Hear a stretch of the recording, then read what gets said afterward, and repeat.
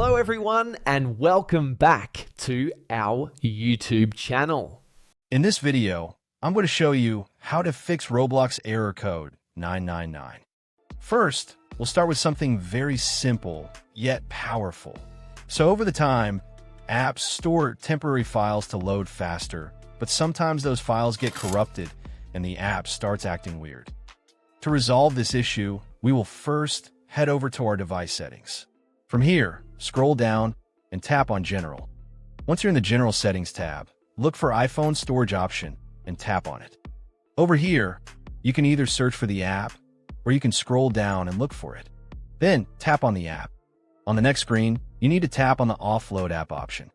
A confirmation pop-up will come up. Now tap on the Offload app option here. It'll take a bit for processing, and then a reinstall button will show up. Simply tap on it to reinstall the app. This should resolve the issue, but if it doesn't, then you need to check if the app is running an older version. Head over to App Store.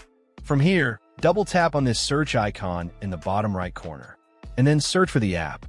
Once the app comes up in the search result, and if you see this update button right next to the app, simply tap on it to make sure you're running the latest version of the app. However, if you continue to encounter this issue, then you will need to completely reinstall the app, which usually resolves the problem. Head over to this screen the way we did before. And over here, tap on the Delete App option here to uninstall the app from your device.